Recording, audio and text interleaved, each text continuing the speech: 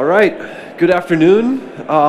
Thanks for joining this session. My name is Jonathan, and I want to talk to you about some best practices we've discovered for patch management. I'm here on behalf of Barramundi Software. We are a vendor for endpoint management and have really focused on developing a tool that's integrated for Microsoft patching, third-party patching, vulnerability scanning, bring that all together. And we've implemented it with over 1,000 customers recently. And I just want to share a couple of things that we've really experienced implementing patch management with customers, not only concerning the tool, but also in terms of configuration, certain things that we can recommend, how to really set up the process.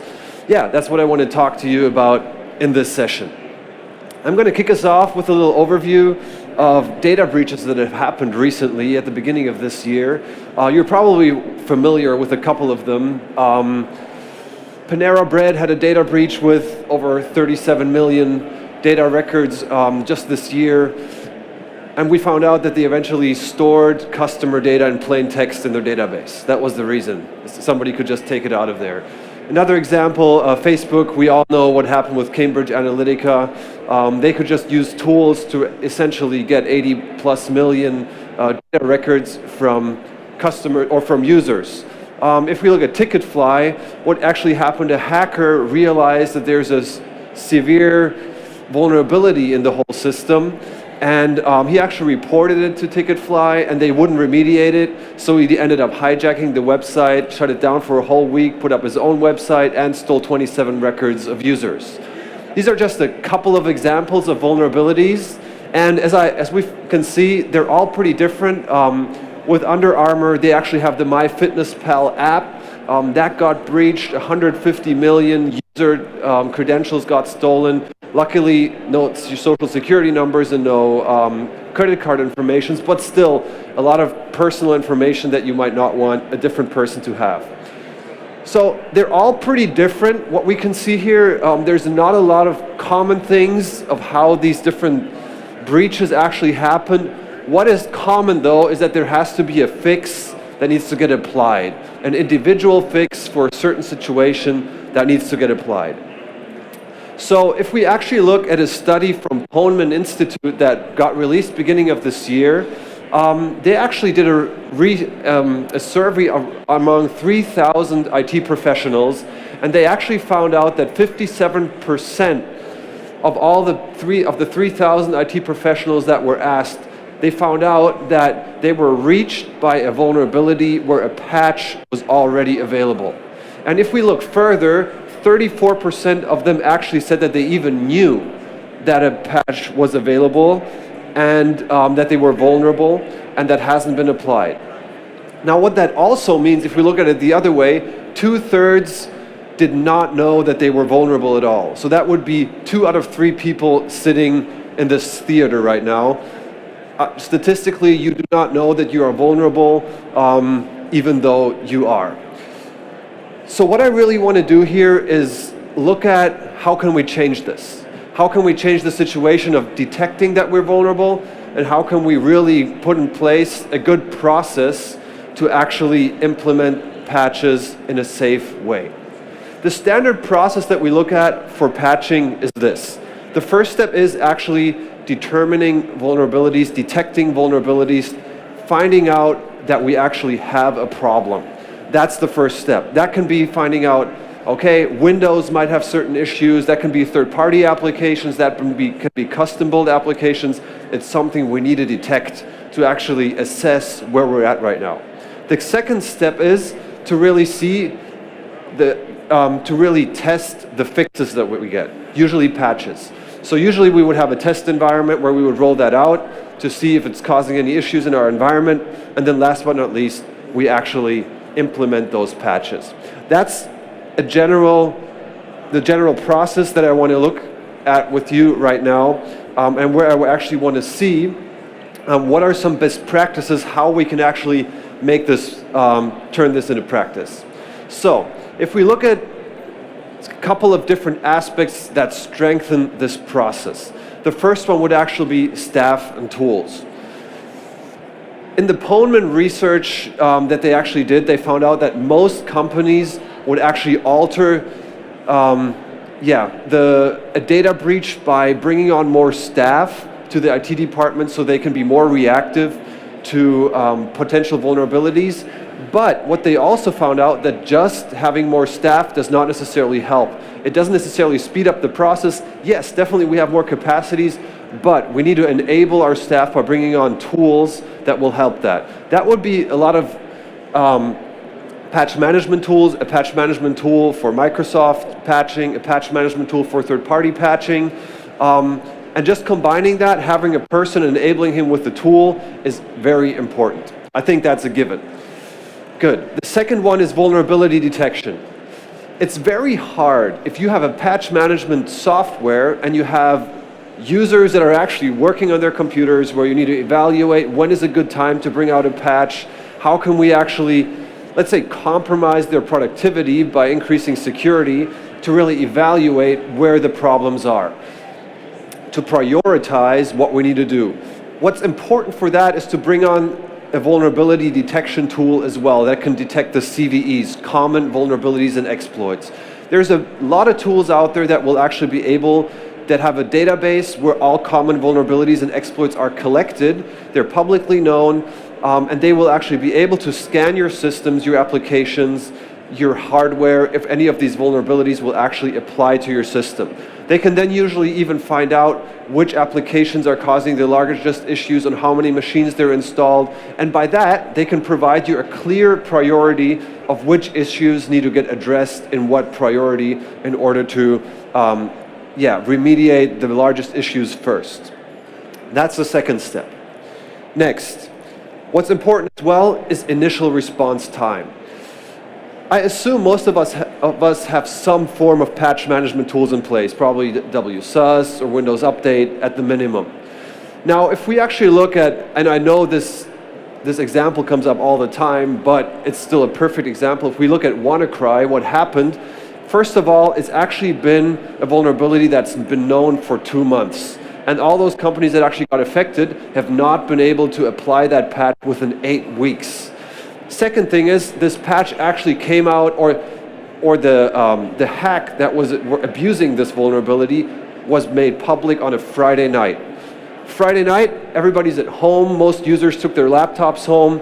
They come in Monday into the office, and if your machines are not patched yet, if you have standard tools, it could take you the whole week till the pull mechanism from a WSUS or a Windows Update will actually install that patch. Meaning you have a whole week after the first breach has happened until those fixes actually get applied. So what's very important here is when you're also looking for a tool that provides patching, if you're looking for a process, if you're looking at user interaction, all these things, is that you have a fast response time. Next step is testing time. Obviously, security is a very high priority. And I would always say it's better to have an automated patching process that just applies patches compared to testing for a very long time, then applying them. The risk is just much too high. However, we all know that every environment is very different. You're using different applications, you're using different hardware, your environment is just one of a kind. That's why testing is absolutely crucial. And actually, ideally, a tool would provide that option to first release a patch for testing machines. Some of our customers, for example, they would define one machine per department that would actually get this patch. They would see if it's causing any issues. If that hasn't caused any issues over 24 hours, they would then release the patches to the remaining users. That's one way how some do it. And what's really important here is that you set yourself a deadline. If there's no deadline, patching or testing can go on forever. And that will cause serious security issues to your environment if that takes, let's say, a week, 5 days to actually deploy those patches. So really setting a deadline, ideally below 48 hours, is absolutely crucial. And to have a strict testing process behind the testing machines, testing users that you've defined is also very important. So that's the fourth thing. Then another thing is automation. So with automation, what we're looking at here, as I said, in worst case, it's safer to apply a patch than to wait forever to apply a patch, because we never know when a vulnerability will get abused. And if it does happen, it's a huge problem to our environment. However, we can sort of work around that. And with automation, I'm also looking at different ways how we interact with our users. Because obviously, if we were just the IT department, we would love to get any patch out there as quickly as possible. However, we all know somebody's in the middle of a meeting, another person's not even in the office, he might not be connected to the network. Lots of different reasons why something cannot happen immediately. And having a system that actually offers you a lot of different options of how to interact with that user makes that whole process a lot smoother. Some tools offer options where you can do instant pushes. There's systems that have a pull mechanism that will actually, where the agent will trigger back to the server, look, do you have something for me?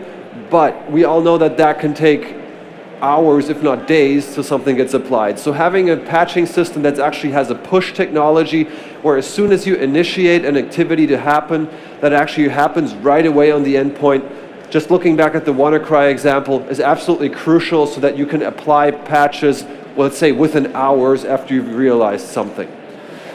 I know that in this is for a 0-day patch, and that will compromise users, but if it's a 0-day patch, it's named that way for a reason, and we might have to compromise productivity. If it's not a 0-day patch, then we can give our users a little bit more flexibility. So what we can use as well here would be, for example, that users have options to delay certain activities. Now, certain tools will offer you options where you could set time windows, where you can say, for example, a user has to install it within 3 hours. He can actually delay it through a reminder at the bottom for another 15 minutes, and so on, but after that, it's a hard push. That's an option that some tools offer. Through Wake on LAN is another option. If you have a lot of desktops in your office that are connected to your network, there's many tools out there that will allow you to boot up machines, patch them, shut them down, and the user will come into the office the next day. He can work, he's not disturbed, and his machine is safe. And shutdown is another option. That depends on how your users actually handle their machines, what kind of policies you have in place. And then obviously combining these, a lot of our customers will actually combine these. They will say, first we give the option, the user, first we will try to deploy it through Wake on LAN. Now, if that laptop's not in the office overnight, he will get informed the next day, and he has the option to delay it over the next 7-8 hours. He will get reminded every 30 minutes. Now, if he doesn't do that, then it will get installed during shutdown. And if he didn't reboot the machine within 24 hours, then it gets hard pushed to his machine. That's a process that we often apply to a lot of our customers, and that we say actually does give the users some space, but it also really respects our need to keep the endpoints secure. Then we have another point here, application restrictions, or configuring our network safely. And I know we all want this. We all do not want to give users admin rights, and sometimes we say for certain applications we need to do that. However, this is just a major risk that we're taking. There are ways to work around that. So what you can do, there's certain applications that will enable whitelisting, blacklisting of applications that actually will stop certain processes at the kernel level. And that really helps a lot too. However, the minimum measure I would take is no matter what's going on, take away general admin rights. Worst case, apply admin rights to specific applications so they get run sandbox, something like that, but that's just a major risk.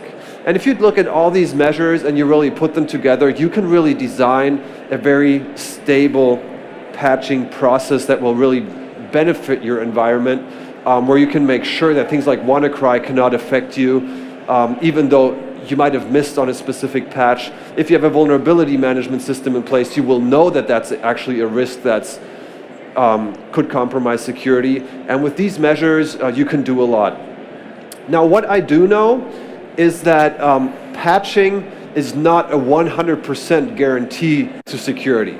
We all know that. It's one small portion of it. However, when we look at that survey again, we can say that if we look at that 57% that we saw in that initial survey, 57% of all data breaches could have been or would have not happened if I would have applied a patch early enough. Means 57% is over half of all cases where that could have been prevented.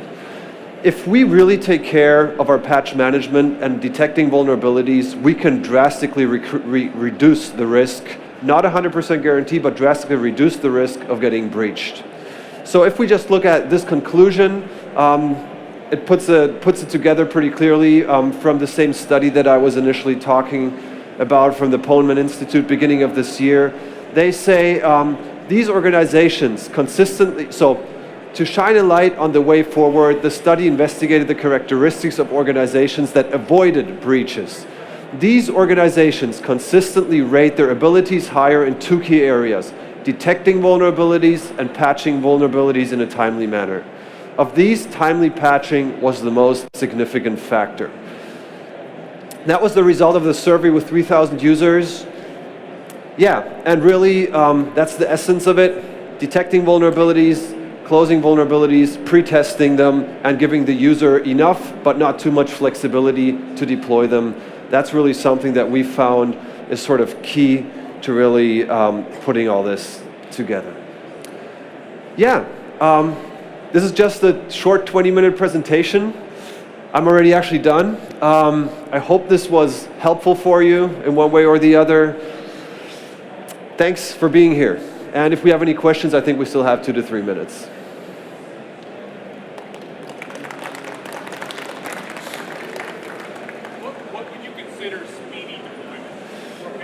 What would I consider speedy deployment for Patch Tuesday? I do not want to throw out a number here because every environment is seriously different. If I look at a couple of engineering offices, for example, they have AutoCAD, they have a lot of different applications, manufacturing environments. If you just patch a manufacturing computer and your whole assembly line stands still because of that, something that can take a little longer, I'd say maybe 48 hours. However, if we look at patching in terms of standard office computers, I would say within 24 hours should be the highest, the longest duration that you should look at. Yeah. All right, I'm still here for another couple of minutes if you have any questions, but thanks for listening.